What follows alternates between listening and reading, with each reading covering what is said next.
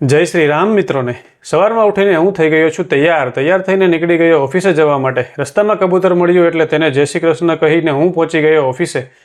બપોર સુધી ઓફિસે કામ કર્યું અને પછી ઘરે આવીને બેસી ગયા જમવા। જમીને પછી તો થેલા ભરાવા માંડ્યા, કેમ કે આજે બધાને જવાનું હતું જૂનાગઢ વેકેશન કરવા। રંગીલીને તો પિયર જવાનો હરખ સમાતો નહોતો। પછી સિંહે બા દાદાને આવજો કહી દીધું અને બધા નીકળી ગયા બહાર। પણ આપણું કામ તો કુલીનું હોય એટલે મેં બધા થેલા ઉપાડ્યા। બધો સામાન ડેકીમાં મૂકીને અમે બધા ગોઠવાઈ ગયા ગાડીમાં। રસ્તાની મજા માણતા માણતા અમે જતા હતા, પણ રસ્તામાં બધે જ પુલનું કામ ચાલુ હતું એટલે સાવ ધીમે ધીમે ચાલતા હતા। અમારો સિંહ તો ગાડીમાં પણ ક્યાંય બેસતો જ નહોતો, તેના ધમ પછાડા તો બધે ચાલુ જ હોય। સાંજ પડવા આવી એટલે અમે પહોંચી ગયા જૂનાગઢની ગલીઓમાં। ઘરે ગયા ત્યાં તો નોટંકી અમારું સ્વાગત કરવા તૈયાર જ ઊભી હતી। રંગીલી તો ત્યાં પહોંચીને ખાટલો રોકીને બેસી ગઈ એટલે અમારે ખુરશી પર બેસવું પડ્યું। પછી સિંહ અને સોનપરીએ નાસ્તો કર્યો। નાસ્તો કરીને સિંહ તેની નોટંકી માસી સાથે રમવા માંડ્યો। પછી તેણે તેના મામાની અણી કાઢવાનું ચાલુ કર્યું। વિડીયો ગમ્યો હોય તો લાઈક કરજો। મોર મિની વ્લોગ જોવા માટે ચેનલને કરી દેજો સબસ્ક્રાઇબ।